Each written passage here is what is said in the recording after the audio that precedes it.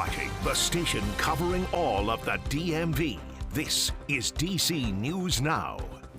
Well, thank you for joining us on DC News Now. I'm Tanaya Wright. We're going to get to your top stories in just a minute, but first we're going to check in with meteorologist Jackie Layer with a check on the forecast. Good morning. Yeah, good morning, Tanaya. I mean, out there as we're planning out the rest of your Tuesday, we're going to continue to see a mix of sun and clouds, maybe that stray shower or storm, but aside from that, the bulk of the area and much of the daytime hours looking relatively dry. Just be on the lookout for the potential, though, for that passing thunderstorm. We'll see those temperatures climbing back into those low to mid 80s later on today. Will be humid, though, and that humidity will make it feel a little bit hotter at times. Sunset this evening just after 8:30, and temperatures will slowly start to drop back in those upper 70s by 8 p.m. Now today with Futurecast to show you that setup, that chance for that pop-up shower or storm. Again, very spotty as you can see on the map, so not everyone will be seeing that. But as we look ahead towards tomorrow, lower humidity, tracking the dry conditions, and the return of that sunshine from start to finish. Tomorrow is looking like a really nice day ahead, so I'll go over more details on that.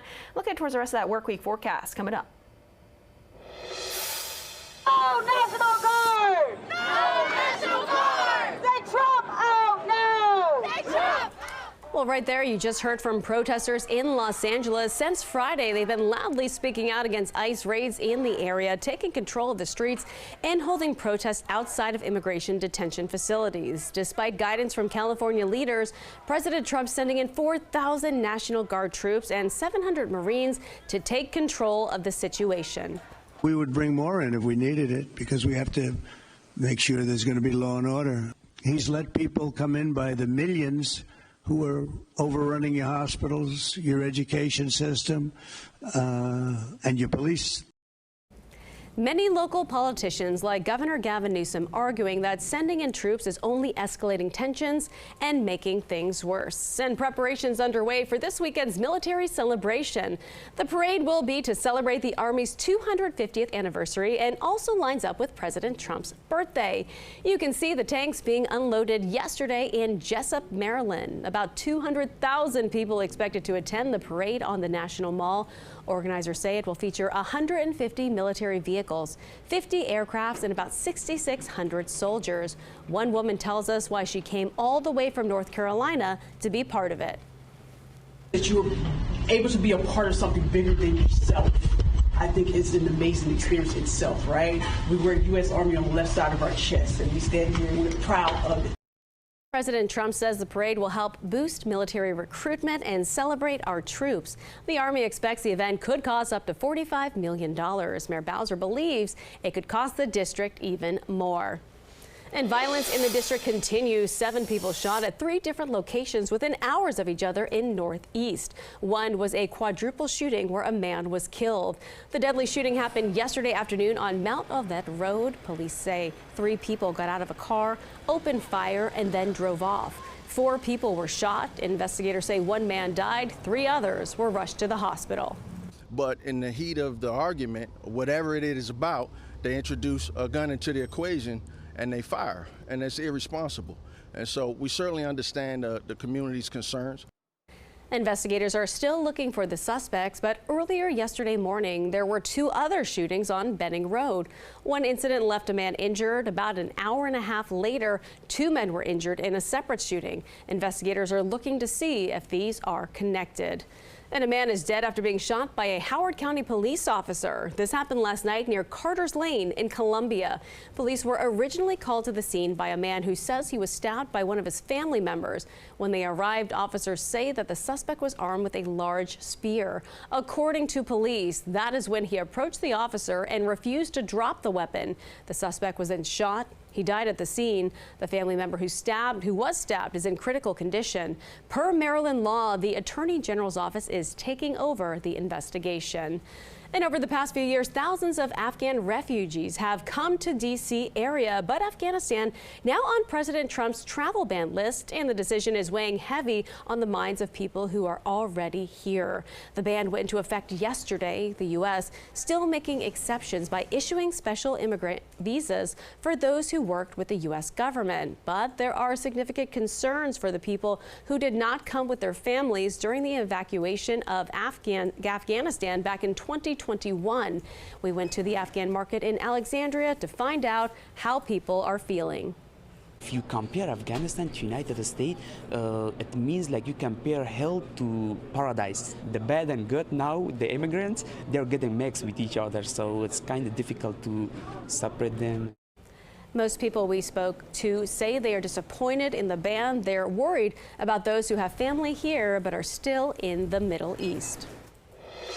Well, check this out. A black bear spotted and removed from Maryland twice, back in the DMV. This time it was in Northern Virginia. Now, we've been following this bear since Memorial Day. He's been in Langley Park, Bethesda, and yesterday spotted wandering across yards in Herndon.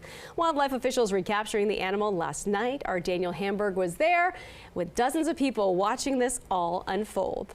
It's not often you spot a black bear in your backyard. Some very frantic lady went past and went, "There's a bear 2 streets up." First spotted near Alabama Drive this morning, the bear made its way to Eldon Street and nestled in a tree. He was there for quite a bit, took a nice poop. Looking down. Then I went home for dinner, and I came back, and then I watched him come out of this tree. This tree in a backyard off Center Street, where the Virginia Department of Wildlife Resources tranquilized the bear before it fell down and stumbled across the backyard here. That's one of those things where you got more chance of lightning striking you than you actually witnessing it. I guess it's being in the right place in the right time. Herndon's mayor, Kevin LeBlanc, lives just 2 houses up. It's very surreal. we see foxes and sometimes deer will come up to the back porch, but we've never had anything as big as bears. So, yeah. And he seemed, I think someone said he was a teenager, so certainly on the younger side. And so we hope that, he has a good life. Neighbors watching lovingly named the bear Eldon after the street name. What can we say? We're a very inclusive town in Herndon, and we love to invite all of our guests. He overstayed his welcome a little bit. I'm glad he's safe. He'll have a nice little Uber ride to work. And that Uber ride was in a cage in the back of a pickup truck. The mayor tells us the Virginia Department of Wildlife Resources are taking the bear to the Shenandoah National Park.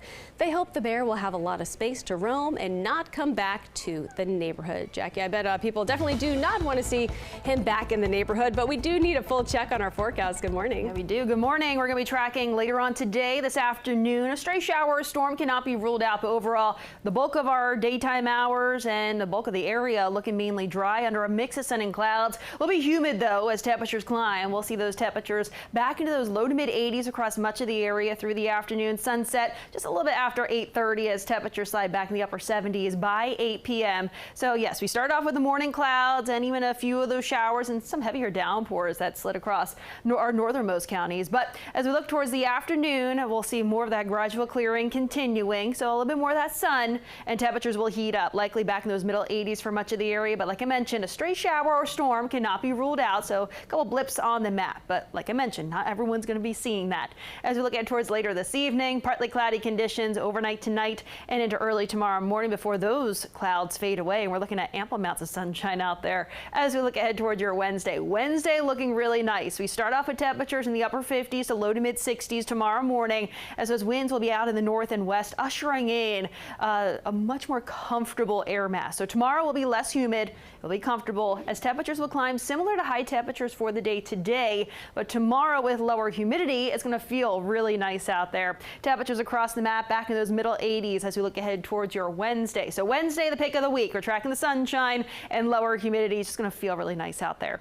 Thursday, though, that heat and humidity builds back in. So if you really like the summer heat, you're going to like Thursday. If you really are not a big fan of that humidity, then tomorrow is going to be your day. But Thursday could potentially be our first 90-degree day of the year. We're still waiting for that in D.C., so we could see that Thursday, or potentially could be Friday, considering Friday we're also tracking high temperatures right around 90 as well. The reason why? Well, Wednesday we're tracking those clear skies because of that high pressure down towards our south and west. We have this frontal boundary close by as we get towards Thursday afternoon. Winds will be mainly out of the south, pumping in that heat and that humidity. We'll also see a mix of sun and clouds for your Thursday too. Friday, still that frontal boundary closed, but it's diving its way closer towards our area. We're still on the warm side of that frontal boundary, and with those winds still picking up out of the south, we'll see a bit more of those clouds building in for your Friday and and a chance for a few showers later in the day. Maybe a few rumbles of thunder too, considering how hot it will be for the end of the week. Saturday starting off dry, mainly cloudy before some shower activity starts to slide in from the north and west. So closely monitoring that forecast as we look ahead towards this upcoming weekend, which does feature scattered showers and thunderstorms both weekend days. So Saturday we'll be back in those middle 80s, while Sunday lower 80s, and then still holding to lower 80s as we start off that next work week. We are continuing to help you stretch your dollar. If you're in the market for a new home, the high interest rates on mortgages are keeping a lot of people on the sidelines. But here in the DMV, the changing job market is shaking things up for a lot of families as well. Our Haley Mylon has more. Sellers looking to make an impression without breaking the bank can set their homes apart with some small projects. The National Association of Realtors conducted a study to find what improvements actually bring the most value to your home. Many DMV area residents have to do a full 5 days in the office, and so that's meeting some relocation that is happening. More homes are hitting the market, so what actually boosts home value? And what improvements can you skip? Jessica Louts of the National Association of Realtors has those answers. First, the curb appeal when you pull up. That means landscaping, a fresh coat of paint on the door and shutters, even power washing, all DIY friendly upgrades. New windows? Nice, but expensive. Second, a full repaint. Thinking about painting, that certainly can be a group activity in a house. You may not actually need a contractor for. Stick to one color. It keeps costs down and helps buyers see a blank slate. Third, keep it simple. Declutter and ditch the bold decor. Many agents will help with staging or even cover the cost for you. Now, what not to do? A kitchen is a very expensive project to take on and very messy and very time consuming. Kitchens are personal. Buyers may want to start from scratch anyway. If your HVAC or major appliances are aging, offer a credit instead of replacing them. That gives buyers a little more flexibility. But if you must upgrade something, look to shop the 4th of July or Labor Day sales, where you'll find discounts as high as 50% off. And we've got more on how you can save on those home improvements over on DCNewsNow.com. Keyword search stretch your dollar. I'm Haley Mylon. Back to you. And we are also helping you stretch your dollar if you're looking for an affordable family activity this summer. Regal is offering $1 movie tickets to the first shows on Tuesdays and Wednesdays from now until August. The lineup includes family favorites like Sonic the Hedgehog, Paw Patrol the movie, and Despicable Me. Regal Cinema says a portion of each ticket benefits the Boys and Girls Club of America and the Will Rogers Motion Picture Pioneer Foundation. And if you're looking to celebrate Dad this weekend, some DMV restaurants are helping you with deals. In the district, Cafe du Parc in Northwest will have an outdoor celebration Friday. You can find links to the tickets on our website. In Maryland, Taste of the Caribbean restaurant and lounge in Prince George's County hosting a Father's Day brunch Sunday from 1 to 7. And in Virginia, the Arlington Beer Garden is having all-you-can-eat Father's Day crab feast from noon until 8 on Sunday. Well, some big news from the Capitals. Fan favorite TJ Oshie making a big announcement. He said he is retiring from the game. Oshie spent 17 years in the NHL. He joined the Capitals in 2015 in a trade with St. Louis. He helped the Caps win a Stanley Cup in 2018. Speaking at the Georgetown waterfront, he announced he was hanging up his skates. The moment my skates touched the ice, I gave you everything I had. With that, after 17 years in the NHL, I'd like to officially announce my retirement. Thank you. Oshie's 76 power play goals in D.C. are the 5th most in franchise history. He scored 49 times in a shootout, tied for the 3rd all-time since it was implemented back in 2005. Well, that's all the time we have for you this morning on DC News Now. Stick around for more news and weather coming up at noon.